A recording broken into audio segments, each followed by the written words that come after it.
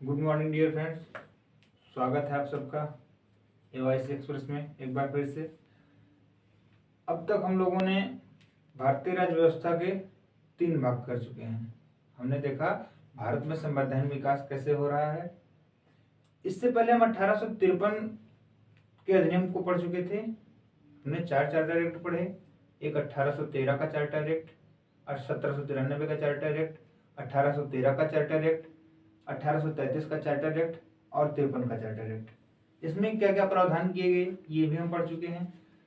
अब 1853 के charter act के बाद जब कंपनी के प्रशासनिक एक अधिकार को अनिश्चित काल तक बढ़ा दिया गया, तो उस समय जो गवर्नर जनरल लॉर्ड डलहौजी था, डलहौजी ने उससे पहले तो आपने देखा था कि काफी सारे कंपनी द्वारा ऐसे कार्य किए जा रहे थे कि जिससे भारतीय जनता बहुत ज्यादा खिन्न हो चुकी थी। भारतीय व्यापारी वर्ग, भारतीय उद्योग करने वाले लोग, कृषक वर्ग, ये सब पूर्ण रूप से खिन्न हो चुके थे। ये सब पूर्ण रूप से कंपनी से खिन्न हो चुके थे।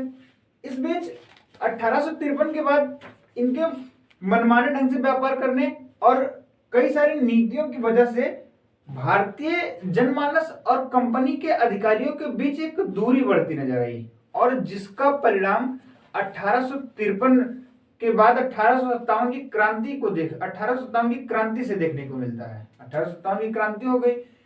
अब 1857 की क्रांति में इतना भीषण युद्ध हुआ कि ब्रिटेन को लगने लगा कि अब ब्रिटेन की सत्ता भारत से उखड़ जाएगी। तो ब्रिटेन की संसद ने भारत में कंपनी का शासन समाप्त कर दिया और 1858 के अधिनियम के द्वारा भारत के लिए एक भारत सचिव नामक पद का गठन किया और ब्रिटेन की संसद के द्वारा भारत में शासन किया जाना प्रारंभ हो गया। तो हम देखेंगे 1858 का भारत शासन अधिनियम, 1858 का भारत शासन अधिनियम, 1858 का भारत शासन अधिनियम। इसको एक्ट ऑफ गुड गवर्नेंस कहते हैं। इसको एक्ट ऑफ गुड गवर्नेंस कहते हैं। यहां से भारत में कई सारे अच्छे काम भी किए गए। यहां से कई सारे अच्छे काम भी किए गए। तब देखते हैं पहला काम जो किया गया वो क्या किया गया। पहले देख लेते हैं, इस समय ब्रिटेन की जो क्राउन था, कौन था? क्राउन। तो क्राउन तो अभी भी देख लो विक्टोरिया ही थी। क्राउन विक्टोरिया थी, मतलब वहां की रानी कौन थी? विक्टोरिया थी। पीएम कौन था? अगर हम पीएम देखें तो पीएम पामस्टन थे। पीएम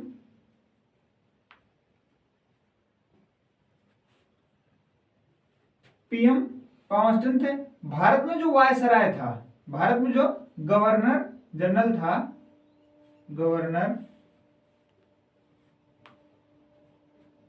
था, ये लॉर्ड कैनिंग थे। लॉर्ड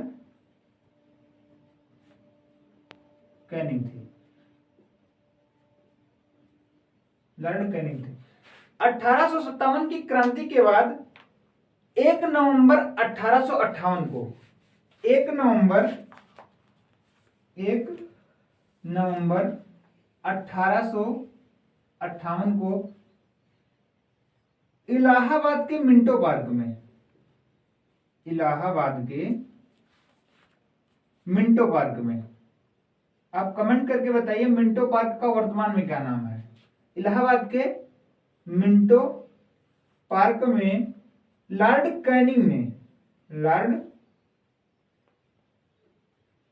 कैनिंग ने महारानी विक्टोरिया का घोषणा पत्र पढ़ा। जो ब्रिटिश संसद के द्वारा बनाया गया था महारानी विक्टोरिया का घोषणा पत्र, उसको पढ़ा। महारानी विक्टोरिया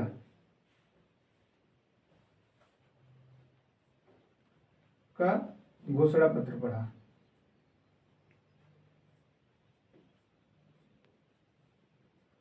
अब इस घोषणा पत्र में क्या क्या प्रावधान किए गए थे हमको ये देखना है। तो अभी तक हमने समझा कि 1853 की क्रांति के 1853 में चार्टर एक्ट आया, जिसके बाद 1857 में क्रांति हो गई। अब क्रांति को देखने के बाद कंपनी के शासन को हटा दिया गया, कंपनी को पूर्णतः, कंपनी के प्रशासनिक अधिकार को या कंपनी के शासन को पूर्णतः हटा दिया गया। 1858 का भारत शासन अधिनियम आया। उस समय क्राउन विक्टोरिया थी, पीएम पामस्टन थे, गवर्नर जनरल जो थे लॉर्ड कैनिंग थे। 1 नवंबर 1858 को इलाहाबाद के मिंटो पार्क में लॉर्ड कैनिंग ने महारानी विक्टोरिया का घोषणा पत्र पढ़ा। अब इस घोषणा पत्र में प्रमुख बातें क्या थी? तो पहली बात थी कि ईस्ट इंडिया कंपनी के शासन की समाप्ति। पहला तो मुख्य काम यह किया गया कि ईस्ट इंडिया कंपनी के शासन की समाप्ति, शासन की समाप्ति कर दी गई। ईस्ट इंडिया कंपनी के शासन की समाप्ति कर दी गई। जब ईस्ट इंडिया कंपनी के शासन की समाप्ति कर दी गई तो शासन कौन करेगा? तो शासन जो होता है, अब जो शासन होने लगा वो ब्रिटेन की संसद के द्वारा किया जाने लगा। लेकिन ब्रिटेन की संसद में कोई एक व्यक्ति होना चाहिए जो भारत के लिए काम करे। तो ब्रिटिश संसद के द्वारा एक व्यक्ति भारत सचिव के रूप में नियुक्त किया गया, भारत सचिव। तो एक पद नियुक्त किया गया, भारत सचिव। भारत में शासन करने के लिए भारत सचिव नामक पद का सृजन किया गया। भारत सचिव नामक पद का सृजन किया गया। भारत सचिव नामक पद का सृजन किया गया। पहले भारत सचिव जो बनते हैं वो लॉर्ड स्टैनली बनते हैं। पहले भारत सचिव लॉर्ड स्टैनली बनते हैं। लॉर्ड स्टैनली पहले भारत सचिव बनते हैं।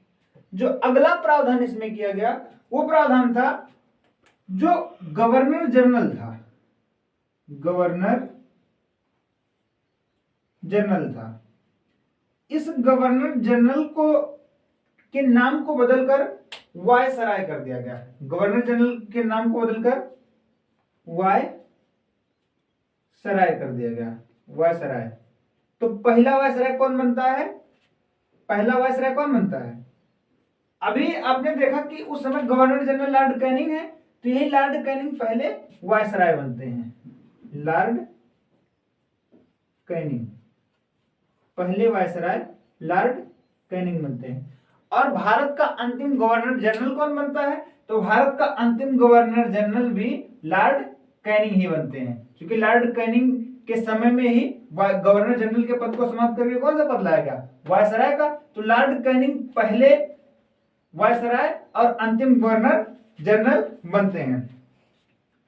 ये जो भारत सचिव था, अब इसके अधीन भारत में शासन प्रारंभ हो गया। गवर्नर जनरल की जगह पे क्या? गवर्नर जनरल की जगह पे वायसराय आ गया।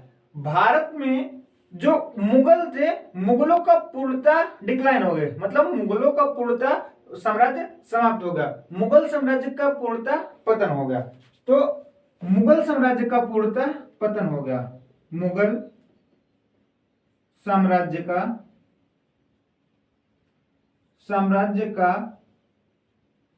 पूर्णतः पतन हो गया। मुगल साम्राज्य का पूर्णतः पतन हो गया। आप देखोगे कि जो 1857 की क्रांति हुई उसमें कई सारे कारण थे। राजनीतिक कारण भी था, धार्मिक कारण भी था, सामाजिक कारण भी था। 1857 की क्रांति की पृष्ठभूमि बहुत पहले से बनती हुई आ रही थी। आगे हम जब आधुनिक भारत का इतिहास पढ़ेंगे तो उसमें हम डिटेल से पढ़ेंगे कि 1857 की क्रांति हुई क्यों। 1857 की क्रांति के बहुत सारे कारण थे। सामाजिक कारण भी था, धार्मिक कारण भी था, आर्थिक कारण भी था। तो मेन जैसे आप देखोगे तत्कालीन कारण जब 1857 की क्रांति के देखोगे तो उसमें चर्बी वाले कारतूस की घटना बनी थी। कहने का मतलब ये कि वो धर्म से खेलने का प्रावधान किया, मतलब धर्म से खेलने के कारण ही 1857 की क्रांति हुई थी। जब किसी के आप धार्मिक विश्वास पे कुठाराघात करोगे तो वहां के लोगों में आक्रोश, जन आक्रोश फैल जाएगा। तो इस पत्र में कहा गया कि अब जो शासन के लोग होंगे, जो शासन के लोग होंगे, वो किसी भी धार्मिक मामले में हस्तक्षेप नहीं करेंगे। तो धार्मिक मामले में हस्तक्षेप को प्रतिबंधित किया गया। 1858 के अधिनियम के द्वारा जब इस घोषणा पत्र जो महारानी विक्टोरिया के द्वारा जारी किया गया था, उसमें कहा गया कि अब मतलब कंपनी के लोग या शासन के लोग धार्मिक हस्तक्षेप नहीं करेंगे। धार्मिक हस्तक्षेप पे प्रतिबंध लगाया गया। धार्मिक हस्तक्षेप, धार्मिक हस्तक्षेप पर प्रतिबंध लगाया गया।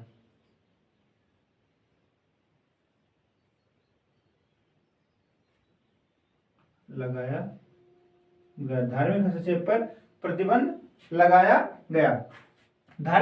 गया। जो व्यापकगत सिद्धांत या राज्य का हड़प सिद्धांत था उसको पूर्णतः समाप्त कर दिया गया। डॉक्ट्रिन ऑफ लैप्स की जो नीति थी उसको पूर्ण रूप से प्रतिबंधित कर दिया गया। या जो राज्य हड़प नीति थी किसकी, लॉर्ड डलहौजी की, उसको पूर्णतः समाप्त कर दिया गया। तो राज्य हड़प नीति को समाप्त कर दिया गया। राज्य हड़प नीति, राज्य हड़प नीति को समाप्त कर दिया गया।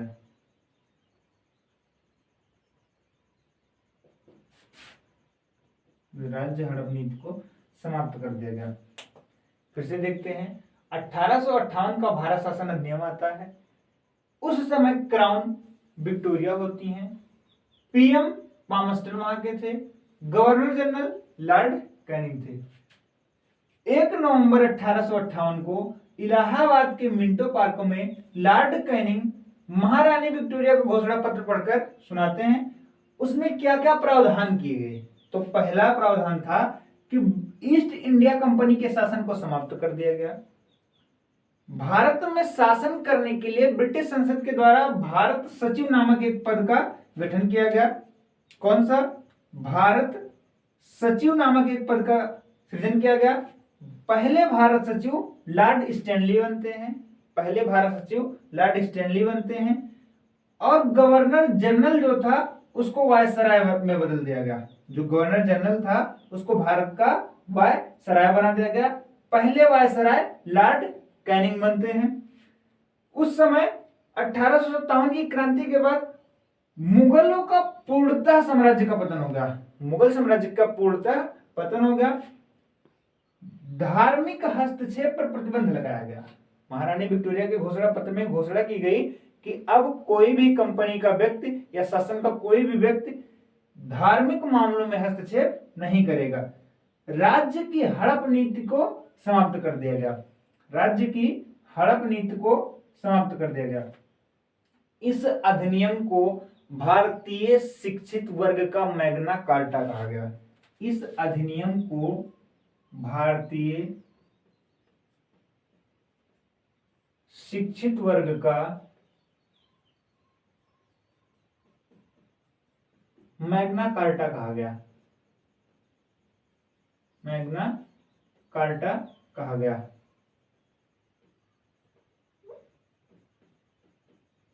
ये कुछ विशेष प्रावधान थे 1858 के अधिनियम के अंतर्गत। 1858 का अधिनियम आपको समझ में आ गया। अब हम देखेंगे 1858 का अधिनियम हमने पढ़ लिया।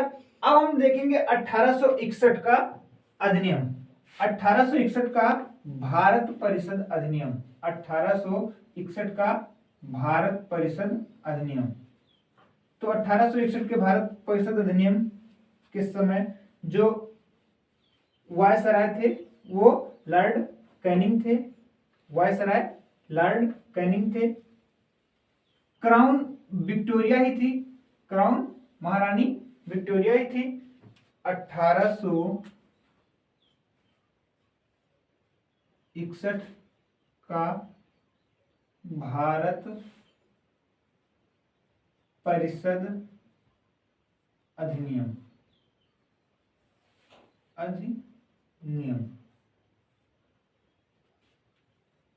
क्राउन कौन था? विक्टोरिया, क्राउन विक्टोरिया थी।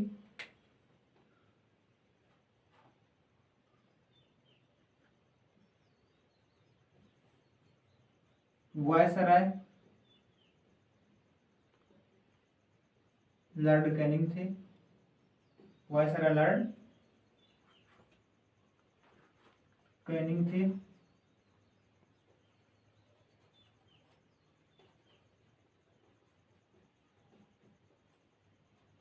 Lord Canning. इसमें विशेष प्रावधान क्या किए गए? अगर हम 1861 में देखें तो प्रावधान कौन कौन से किए गए? तो 1861 में सत्ता का पुनः विकेंद्रीकरण करने का प्रयास किया गया। विकेंद्रीकरण का मतलब आपने देखा था 1773 के रेगुलेटिंग एक्ट के तहत और 1833 के चार्टर एक्ट के तहत सत्ता को एक रूप से केंद्रित करने का प्रयास किया गया था। कैसे? हमने बताया था कि जब 1833 में जो बंगाल का गवर्नर जनरल था उसे भारत का गवर्नर जनरल बना दिया गया था और विधायी, वित्तीय व प्रशासनिक तीनों शक्तियां गवर्नर जनरल के अधीन कर दी गई थी। सेम वही काम 1773 के रेगुलेटिंग एक्ट के द्वारा भी किया गया था। तो पहला काम जो किया गया यहाँ पे सत्ता का विकेंद्रीकरण करने का प्रयास किया गया। सत्ता का विकेंद्रीकरण करने का प्रयास किया गया। सत्ता का विकेंद्रीकरण करने का प्रयास किया गया।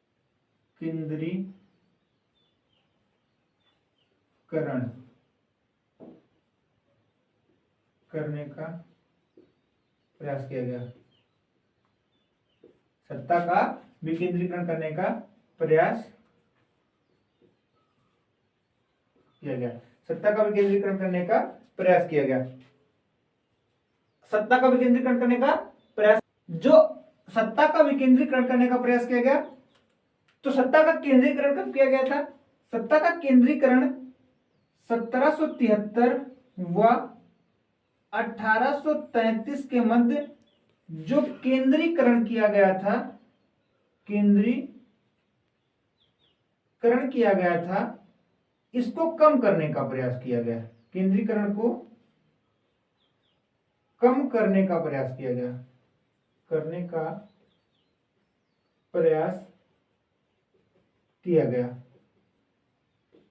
सत्ता के केंद्रीकरण को कम करने का प्रयास किया गया। केंद्रीकरण 1773 और 1833 में किया गया था। अगला जो विशेष प्रावधान था वो बंगाल, जिसे बंगाल के अधीन, जब आपने देखा था कि 1773 व 1833 के मध्य जो सत्ता का केंद्रीकरण किया गया था इसको कम करने का प्रयास किया गया तथा बंबई व मद्रास के विधान परिषदों को, बंबई व मद्रास के विधान परिषदों को, विधान परिषदों को विधायी शक्तियां प्रदान की गई। विधायी शक्तियां प्रदान की गई। विधायी शक्तियां मतलब, विधायी मतलब कानून बनाने की शक्तियां, ये खुद नियम बना सकते थे। बंबई व मद्रास के लिए इनके विधान परिषद स्वयं नियम बना सकते थे। अब तक क्या किया गया था? अब तक था कि जो गवर्नर जनरल की परिषद थी उसी को विधायी शक्ति प्रदान थी, पूरे भारत के लिए नियम वही बनाते थे। लेकिन अब क्या किया गया? बंबई व मद्रास के विधान परिषद को विधायी शक्तियां प्रदान की गई और 3 नए विधान परिषदों का निर्माण किया गया। 3 नए विधान परिषदों का, 3 नए विधान परिषद, विधान परिषद, 3 नए विधान परिषदों का निर्माण किया गया। तो वो 3 नए विधान परिषद कौन कौन से थे? 3 नए विधान परिषद, पहला था बंबई विधान परिषद, सॉरी बंगाल विधान परिषद, बंगाल, पहला था बंगाल विधान परिषद, दूसरा था NW, अगला पंजाब। तो इन 3 जगहों पे, इन 3 जगहों पे नए विधान परिषदों का गठन किया गया। इसके बाद 3 जगहों पे उच्च न्यायालय की स्थापना की गई। उच्च न्यायालय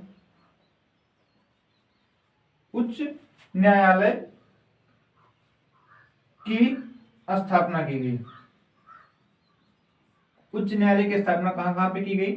तो बंबई, मद्रास और कोलकाता। बंबई, मद्रास व कोलकाता में उच्च न्यायालय की स्थापना की गई। बंबई, मद्रास व कोलकाता में उच्च न्यायालय की स्थापना की गई। 1861 का भारत परिषद अधिनियम आता है। क्राउन उस समय विक्टोरिया होती है। वायसराय लॉर्ड कैनिंग थे। इसमें सत्ता का विकेंद्रीकरण किया गया।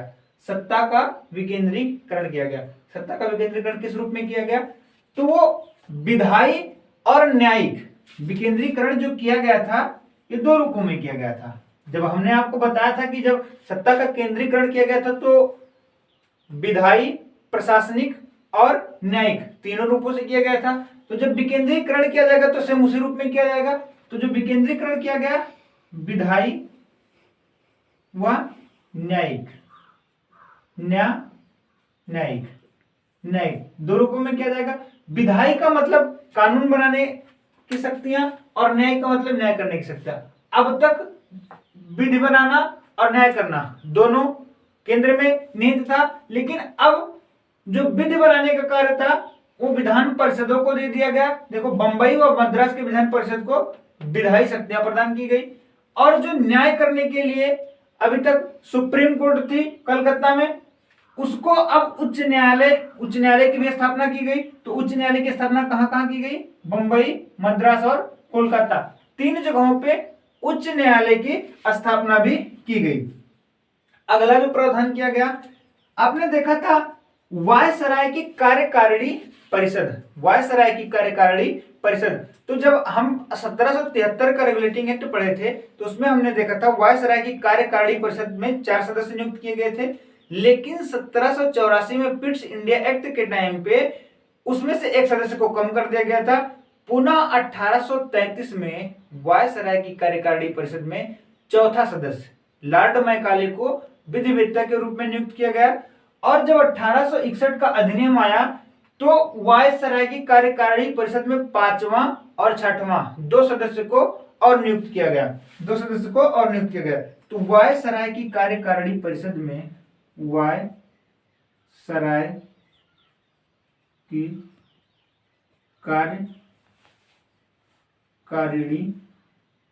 कार्यकारिणी परिषद में 2 सदस्यों की नियुक्ति की गई। 2 सदस्यों की नियुक्ति की गई। तो ये 2 सदस्य कौन कौन से थे? एक 5वां और एक 6वां। 5वां किससे संबंधित था? जो 5वां सदस्य संबंधित था ये वित्त से संबंधित था, वित्त से संबंधित था। और जो 6वां सदस्य था ये पब्लिक वर्क से संबंधित था, पब्लिक वर्क से। तो जो 5वां सदस्य था वो वित्त से संबंधित था, 6वां सदस्य पब्लिक वर्क से संबंधित था। ये वायसराय वही गवर्नर जनरल ही है, जो गवर्नर जनरल की कार्यकारिणी परिषद थी।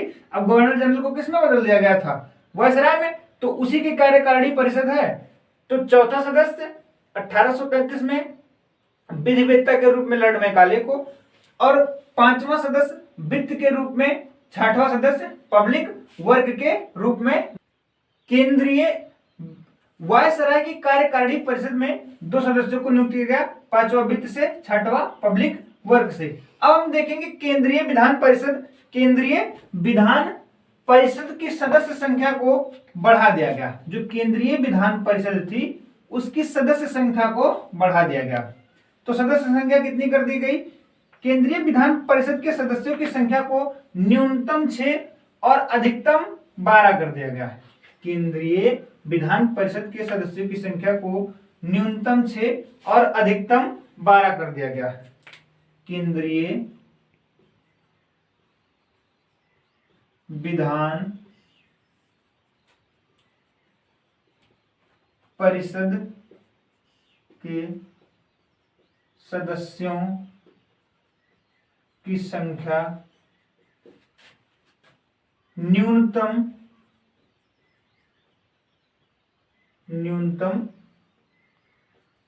6 व अधिकतम 12 कर दी गई। न्यूनतम 6 व अधिकतम 12 कर दी गई। अर्थात कहने का मतलब यह है कि केंद्रीय विधान परिषद में कम से कम 6 सदस्य और अधिकतम से अधिक 12 सदस्य रह सकते हैं। लेकिन जो केंद्रीय विधान परिषद के सदस्य होंगे इसमें 1/2 सदस्य गैर सरकारी होंगे। अर्थात ये सरकार के द्वारा नियुक्त नहीं किए जाएंगे, ये सरकार के लोग नहीं होंगे, गैर सरकारी होंगे।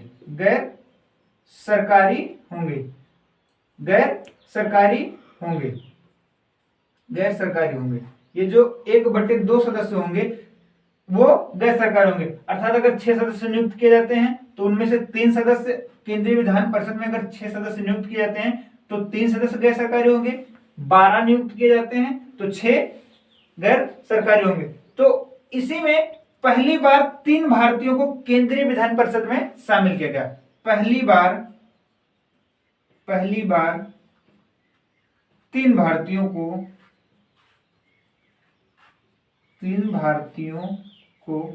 केंद्रीय विधान परिषद में शामिल किया गया। केंद्रीय विधान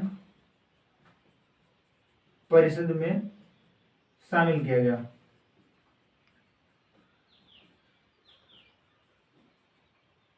केंद्रीय विधान परिषद में शामिल किया गया। तो कौन कौन से 3 लोग? पटियाला के राजा, पहला कौन था? पटियाला के राजा नरेंद्र सिंह। पटियाला के राजा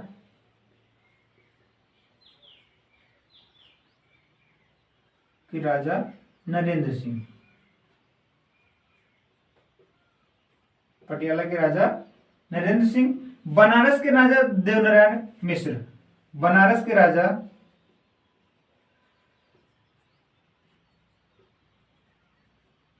देवनारायण मिश्र तथा सर दिनकर राव।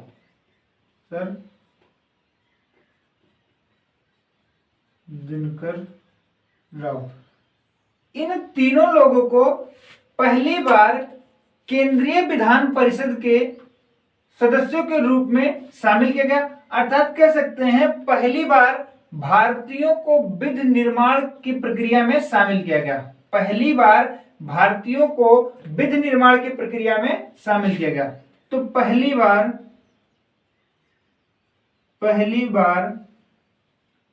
भारतीयों को विधि निर्माण की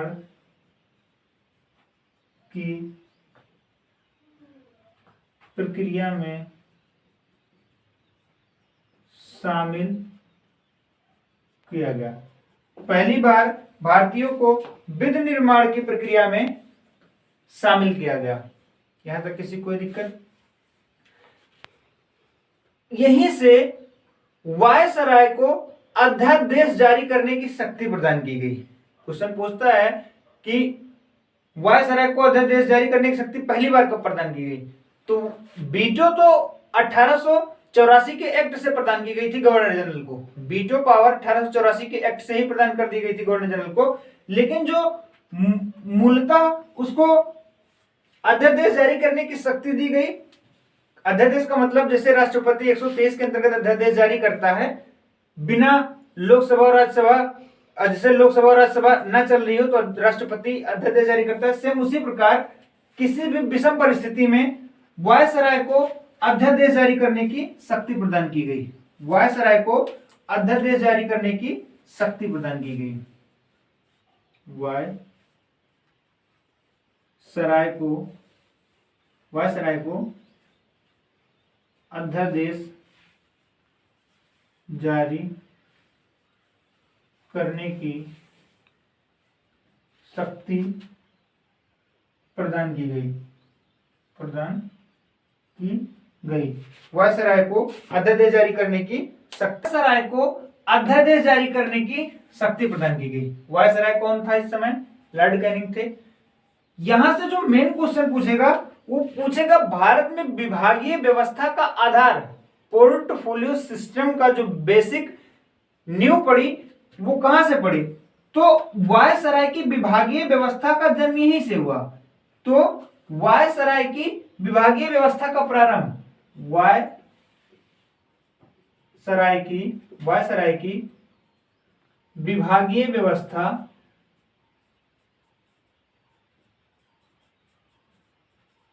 व्यवस्था का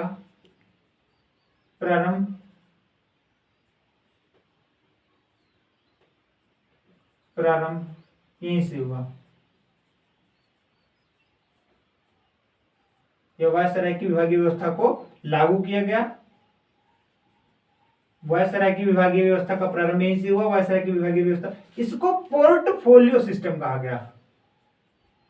पोर्टफोलियो सिस्टम, इसको पोर्टफोलियो सिस्टम कहा गया। पोर्टफोलियो व्यवस्था जो विभागीय व्यवस्था थी उसको पोर्टफोलियो सिस्टम कहा गया। विभागीय व्यवस्था का क्या मतलब हुआ?